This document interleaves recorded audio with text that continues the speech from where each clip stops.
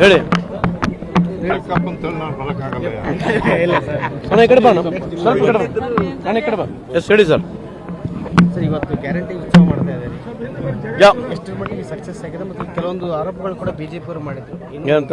ಇದು ಗೃಹಲಕ್ಷ್ಮಿ ಅಮೌಂಟ್ ಕೂಡ ಕೆಲವು 2 ತಿಂಗಳು ಬಂದಿಲ್ಲ ಅಂತ ಅದಕ್ಕೆ ಲೆಕ್ಕ ಕೇಳಿದ್ರು. ಆಯ್ತು ರೀ, 15 ಲಕ್ಷ ರೂಪಾಯಿ ಇವ್ರು ಕೊಟ್ಟಾರ ಇಲ್ಲಿವರೆಗೆ. ಇವ್ರ ಕತೆ ಹೇಳ್ತಾರಲ್ಲ ಇವರು. ನಮ್ದು ಎರಡೇ ತಿಂಗಳ ಕೊಟ್ಟಲಿಕ್ಕೆ ಇಷ್ಟು ಮಾತಾಡ್ತಾರೆ. 15 ಲಕ್ಷ ಕೊಡ್ತೀವಿ ಅಂತ ಎದೆ ಬಡ್ಕೊಂಡು ತಿರುಗಾಡ್ತಾರೆ ಇಡೀ ದೇಶ. ಇವರಿಗೇನನ್ನ ಕೇಳೋಕೆ ಅರ್ಹತೆ ಇದೆಯಾ? 2 ತಿಂಗಳ ಕೊಟ್ಟಿಲ್ಲ. ಸದನದಲ್ಲಿ ಮುಖ್ಯಮಂತ್ರಿನೂ ಅದಕ್ಕೆ ಉತ್ತರ ಕೊಟ್ಟಿದ್ದಾರೆ ಸಮರ್ಪಕವಾಗಿ. 26 ತಿಂಗಳಲ್ಲಿ, 25 ತಿಂಗಳಲ್ಲಿ, 23 ತಿಂಗಳು ಕೊಟ್ಟಿದ್ದೀವಿ.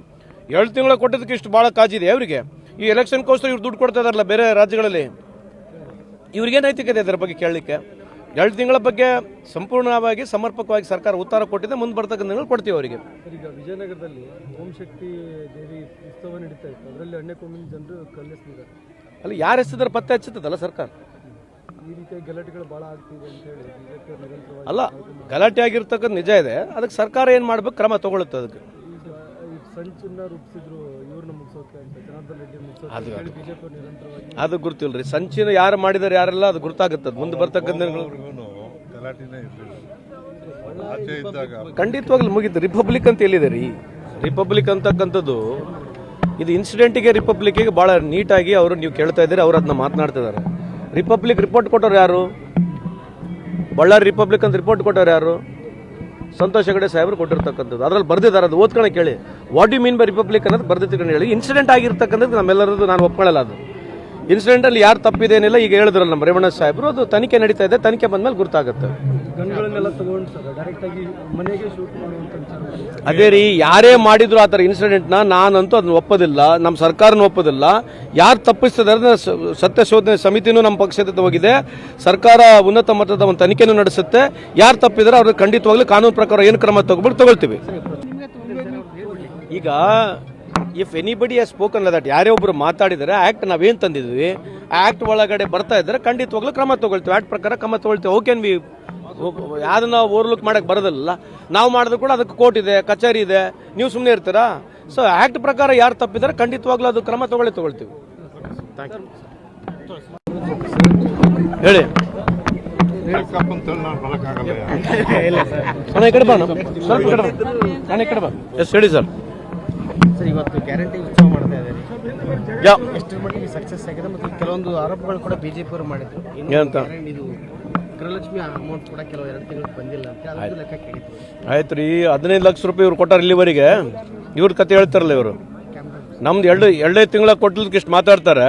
15 ಲಕ್ಷ ಕೊಡ್ತೀವಿ ಅಂತ ಎದೆ ಬಡ್ಕೊಂಡು ತಿರುಗಾಡ್ತಾರೆ ಇಡೀ ದೇಶ. ಇವರಿಗೇನನ್ನ ಕೇಳೋಕೆ ಅರ್ಹತೆ ಇದೆಯಾ? 2 ತಿಂಗಳ ಕೊಟ್ಟಿಲ್ಲ. ಸದನದಲ್ಲಿ ಮುಖ್ಯಮಂತ್ರಿನೂ ಅದಕ್ಕೆ ಉತ್ತರ ಕೊಟ್ಟಿದ್ದಾರೆ ಸಮರ್ಪಕವಾಗಿ. 26 ತಿಂಗಳಲ್ಲಿ, 25 ತಿಂಗಳಲ್ಲಿ, 23 ತಿಂಗಳು ಕೊಟ್ಟಿದ್ದೀವಿ. 2 ತಿಂಗಳ ಕೊಟ್ಟಿದ್ದಕ್ಕೆ ಇಷ್ಟು ಭಾಳ ಕಾಜಿದೆ ಅವರಿಗೆ. ಈ ಎಲೆಕ್ಷನ್ಗೋಸ್ಕರ ಇವ್ರು ದುಡ್ಡು ಕೊಡ್ತಾ ಇದಾರಲ್ಲ ಬೇರೆ ರಾಜ್ಯಗಳಲ್ಲಿ. ಇವ್ರಿಗೆ ನೈತಿಕತೆ ಇದರ ಬಗ್ಗೆ ಕೇಳಲಿಕ್ಕೆ. 2 ತಿಂಗಳ ಬಗ್ಗೆ ಸಂಪೂರ್ಣವಾಗಿ ಸಮರ್ಪಕವಾಗಿ ಸರ್ಕಾರ ಉತ್ತರ ಕೊಟ್ಟಿದೆ. ಮುಂದೆ ಬರ್ತಕ್ಕಂಥ ದಿನಗಳು ಕೊಡ್ತೀವಿ ಅವರಿಗೆ. ಈಗ ವಿಜಯನಗರದಲ್ಲಿ ಓಂ ಶಕ್ತಿ ದೇವಿ ಉತ್ಸವ ನಡೀತಾ ಇತ್ತು. ಅದರಲ್ಲಿ ಅಣ್ಣೆ ಕೊಂಬಿನ ಜನರು ಕಲ್ಲೆಸ್ತಿದ್ದಾರೆ. ಅಲ್ಲಿ ಯಾರು ಎತ್ತಿದ್ರೆ ಪತ್ತೆ ಹಚ್ಚುತ್ತದಲ್ಲ ಸರ್ಕಾರ. ಈ ರೀತಿಯ ಗಲಾಟೆಗಳು ಭಾಳ ಆಗ್ತಿದೆ ಅಂತ ಹೇಳಿ ಬಿಜೆಪಿ ನಿರಂತರವಾಗಿ. ಅಲ್ಲ, ಗಲಾಟೆ ಆಗಿರ್ತಕ್ಕಂಥ ನಿಜ ಇದೆ. ಅದಕ್ಕೆ ಸರ್ಕಾರ ಏನು ಮಾಡ್ಬೇಕು, ಕ್ರಮ ತಗೊಳುತ್ತೆ ಅದಕ್ಕೆ. ಈಗ ಸಂಚನ್ನ ರೂಪಿಸಿದ್ರು ಇವ್ರನ್ನ ಮುಗಿಸೋಕೆ ಅಂತ, ಜನಾರ್ದನ್ ರೆಡ್ಡಿ ಮುಗಿಸೋಕೆ ಬಿಜೆಪಿ ನಿರಂತರವಾಗಿ. ಅದು ಗುರುತಿಲ್ಲ ರೀ. ಸಂಚಿನ ಯಾರು ಮಾಡಿದಾರೆ ಯಾರೆಲ್ಲ ಅದು ಗುರುತಾಗುತ್ತದೆ ಮುಂದೆ ಬರ್ತಕ್ಕಂಥ ದಿನಗಳು. ಖಂಡಿತವಾಗ್ಲೂ ಮುಗಿತು. ರಿಪಬ್ಲಿಕ್ ಅಂತ ಎಲ್ಲಿದೆ ರೀ?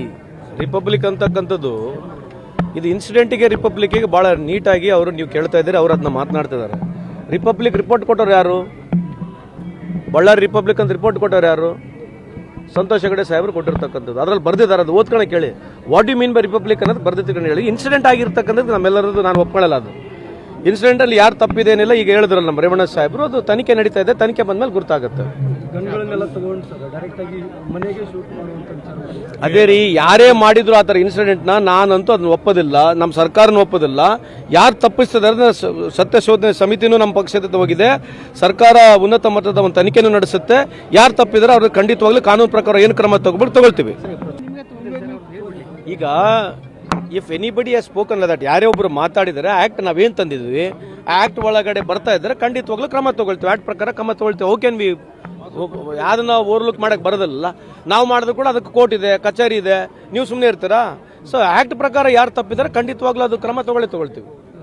Thank you. ಹೆಚ್ಚಿನ ವಿಡಿಯೋಗಳಿಗೆ ಪ್ರತಿಧ್ವನಿ ಯೂಟ್ಯೂಬ್ ಚಾನೆಲ್ ಸಬ್ಸ್ಕ್ರೈಬ್ ಮಾಡಿ, ಬೆಲ್ ಐಕಾನ್ ಕ್ಲಿಕ್ ಮಾಡಿ.